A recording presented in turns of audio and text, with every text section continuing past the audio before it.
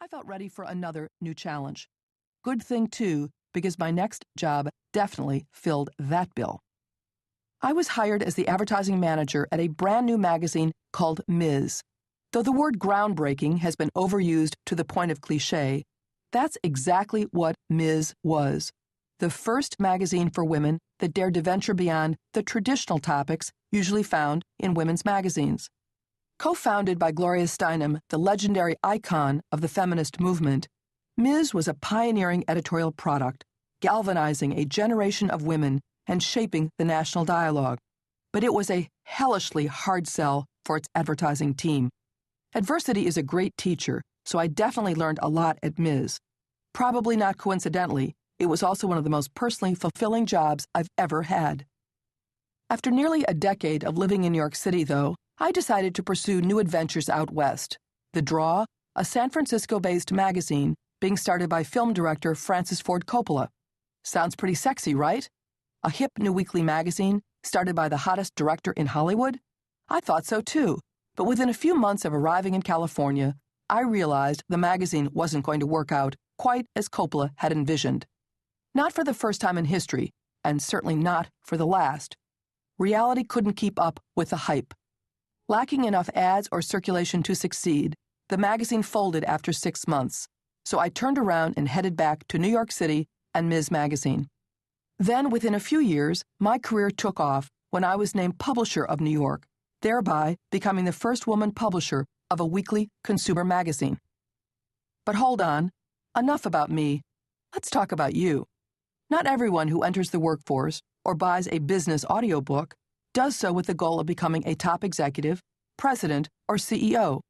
You might want simply to succeed at your job with a minimum of stress and tension. You may be seeking advice on how to deal with a problem boss or employee. Perhaps you're looking for ways to maintain a happy, personal life in addition to having fulfilling work.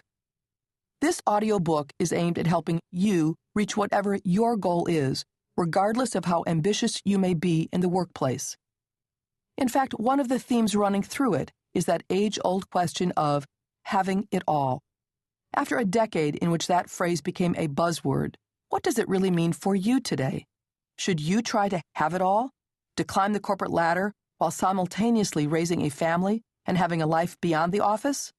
Or is it crazy to think you can do everything all at once? We'll explore the idea of creating what I call a 360-degree life for yourself, focusing on all aspects of day-to-day living, including work, relationships, home life, and family. Finding the right answers starts with knowing which questions to ask.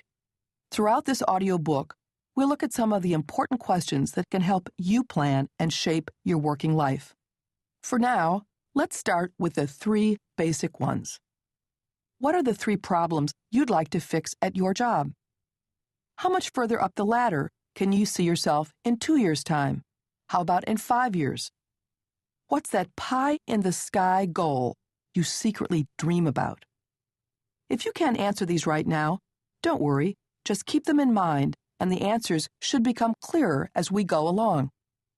Remember, goals are easier to meet when they're clearly defined, so one of the things we'll be doing is helping you define your own personal goals.